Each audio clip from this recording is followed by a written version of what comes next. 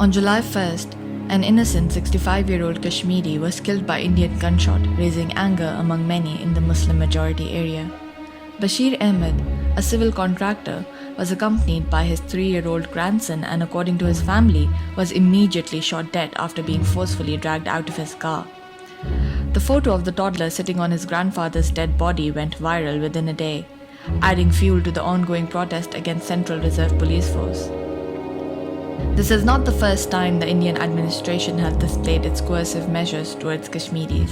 In 1993, the International Commission of Jurists visited India and noted that persistent and regular use of torture was being made for interrogation techniques, and in addition to that, extrajudicial killings were quite widespread amongst the BSF, and this is the International Commission of Jurists noting this. The Amnesty International has similar reports, as do various other human rights organizations. We have women who've been raped in the thousands. There was the infamous incident in February 1991 when in Kunan, Pushpura, 53 women were gang raped the same night as their husbands, brothers and fathers were being interrogated outside.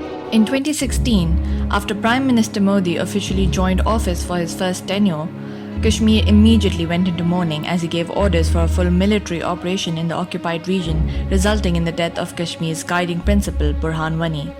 The grain of terror that came crashing down on Kashmir was just the eruption of Modi and the BJP government's never-ending tyranny in their pursuit of a Hindu nationalist agenda.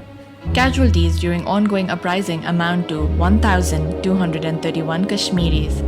Between July 26 to July 30th, 2020, 11,050 people were blinded by pellet guns. More than 160 lost their eyesight. 1,014 women were raped, 29,066 were injured and tortured, while 25,468 people arrested. 223 children were orphaned and 99 women were widowed. As if this was not enough, the Modi government decided to strip away the only sanctuary Indian Kashmiris had.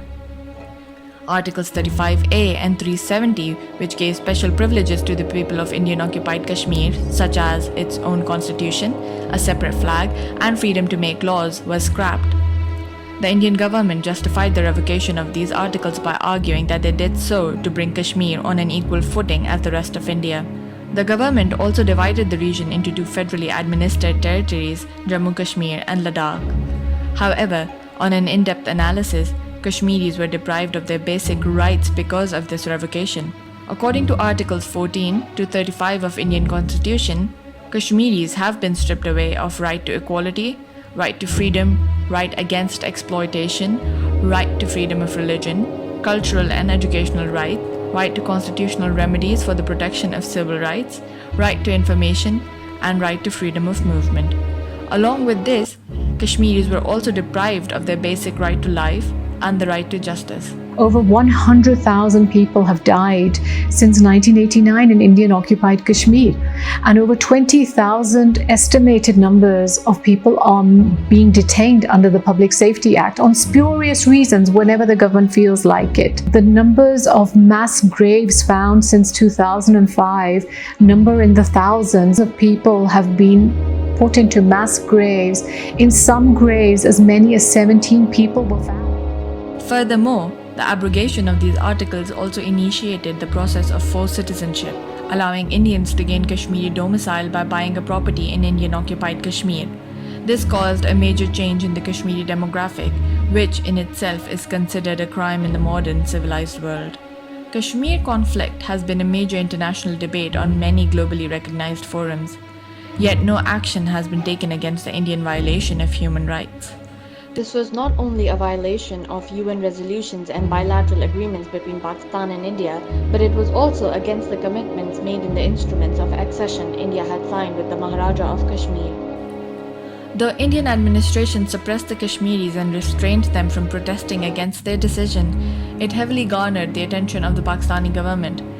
Prime Minister Imran Khan had once again initiated the issue of disputed Kashmir in the United Nations Council to highlight the atrocities of the Indian government on Kashmiris. Still, the international community has turned deaf to the pleas of the Kashmiris. There's a myriad of reasons why the international community has failed to support Kashmiris against the Indian terrorism and have rather chosen to side with India for their own economic and political gains.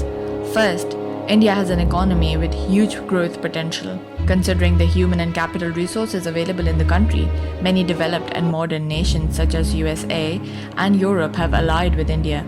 Furthermore, India has a very strategic location that can prove as an asset for the European and American countries. Considering all this, the nations in power have paid no heed to the fact that genocide is in the making in the nuclear region of South Asia, because when a society or a nation is oppressed for decades, they react, and they react violently towards anything that intercedes their way. Furthermore, when given an opportunity, Indian Hindu extremists will not refrain from executing a genocide, as found in historical examples from Bosnia and Myanmar. Surpassed all international treaties, Geneva Conventions, international treaties, bilateral treaties, international law, international humanitarian law, Universal Human Rights Charter, UN Security Council resolutions. Defense sanctions and economic sanctions must be imposed on India for violating all these international laws, and right to self-determination falls at the highest level of sovereignty international law, which must be given to the Kashmiris.